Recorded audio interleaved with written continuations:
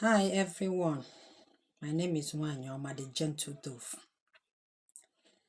My video today is how we as an individual that will help to stop insecurity in eastern part of Nigeria. If possible, Nigeria as a whole.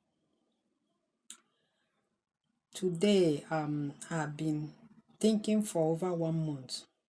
If you open Facebook, YouTube, everywhere, you'll be hearing on gunman, a bandit, Fulani, Boko Haram. We don't even know who is, we are fighting. Now, the government are not doing anything yet, and many people are dying. We as an individual, what are we going to do to help a little bit? Please, what I will suggest is, if you have money, buy camera, put inside your house, put in your compound, let camera be many churches, in communities, in villages, even in the street gate they used to enter street. I want people to buy camera. I mean, those ones that are using solar panel. You don't need to charge them. It's sun that will shine them. Put it inside your house. There are some camera that like charger. You put it in your room. Everywhere. If you have money, or your siblings that are in Nigeria, you have money, send money to them. Put camera in all your compound, inside the room, everywhere, in church places, in market places, everywhere. Let there be camera. That is what we as an individual will do. You will say, why are you saying camera everywhere? If you have money, if you don't have money, you will not kill yourself. Those that have, they can help to buy for those that don't have in your family. Make sure there is camera everywhere. Hide them. You don't need to tell somebody that I put camera in my house or I put camera in my compound. Let there be camera everywhere. If we will be able to put camera everywhere, it will help the security we put. They will, if this attack come, the camera will get those people. You will know the type of gun they are using. You will see it in the camera. You will see them. You will see how they, do operate in the camera. Then it will help the security people that want to fight them to know if they are fighting on gunmen or Boko Haram or Fulani or what is it again? Bandit. Because now we don't know if they are Fulani, we don't know if they are bandit, we don't know if they are those that Islamic that hate churches.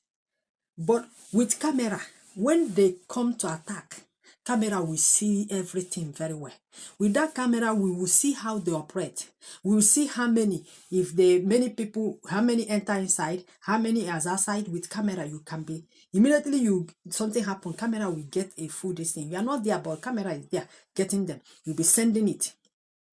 Then, if you in your community have securities or have men that want to fight them, this camera will help them to know what they are fighting with and the kind of weapon these people are carrying. When many people are sending these videos out, then we'll be able to help to dictate who is who. Because in Nigeria, we are confused. They are killing people, kidnapping people, raping people. We don't know if it is Fulanis. We don't know if it is Islamic people that hate Christian. We don't know if it's bandit. We don't know if it is Fulani. We don't know if it's Boko Haram. Because you see them, they are in group of bike. Nobody know whom them are.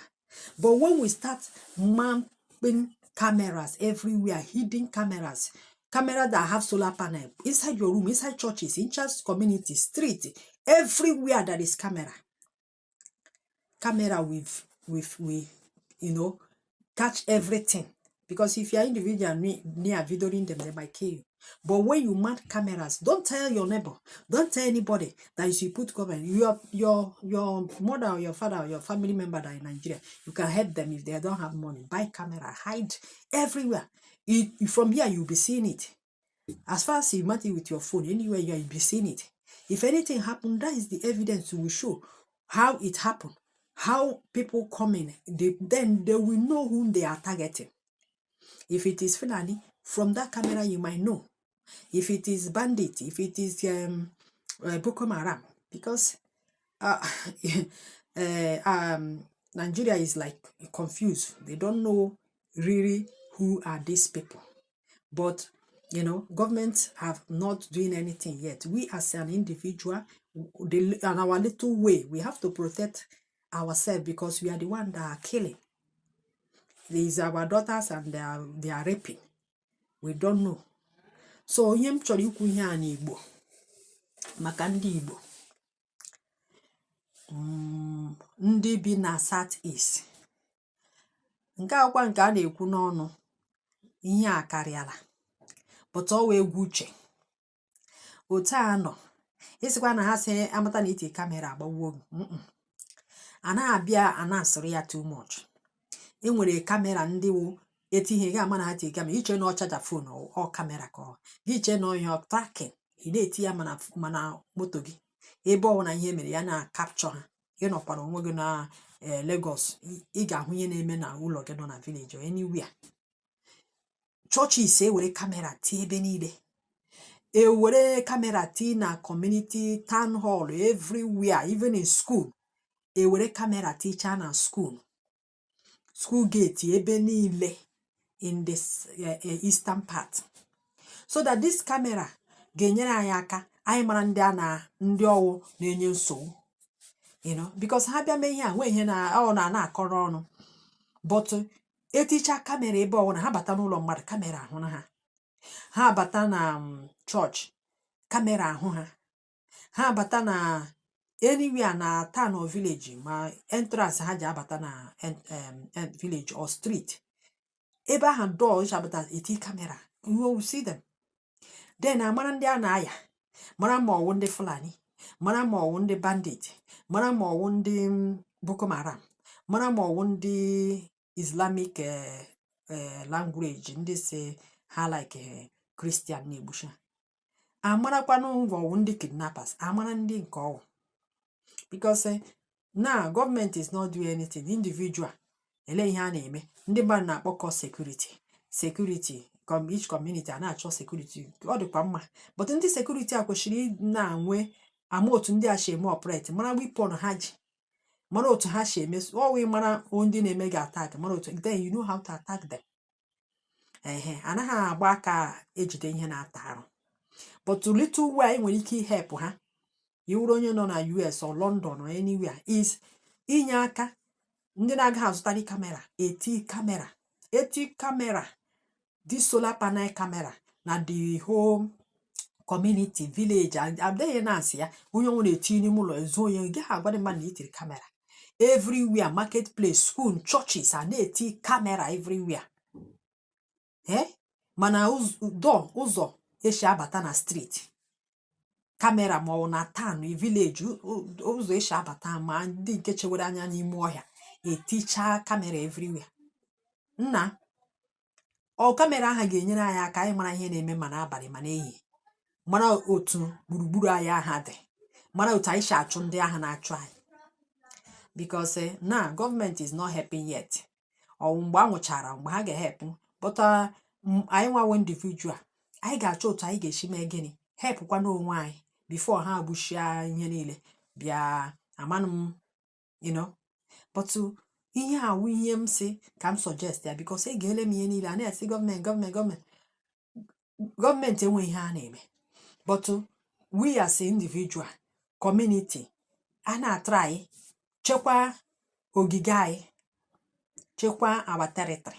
Ha enter ha na ọ fịakwara ahụ again mgbe egbuchichara onye ọwụna were territory. But now mgbe a ga-ekuli onwe onye ji ihe a, even iti kamera n'ụlọ gị ga-anọ na US na-ahụ ya. Enwe ha na anything ahụrụ setere ha ọfụma forward ya, ndị ụkwara ndị security aha na-ahụ ya, makwanụ otu ha si achụ ihe na-ata arụ. Anaghị agba aka achụ ihe na-ata arụ. Ị ga-amanụ how many men, how many ihe a before ga-ebido fight wa, so that ha mara otu ha si eme operate. But a ga-eti kamera ihe mee gaghị ama na o mere, enweghị ga-ama na agaghị eme otu o si mee. Ọ na akụkọ na-anụ asị o mere ebe, asị o mere ka ya asị ebu ihe a, asị ha buke ha buke ọdọ. So ya bụ ihe m nọdịrị ala chee si kamera nwere ndị dị cheap.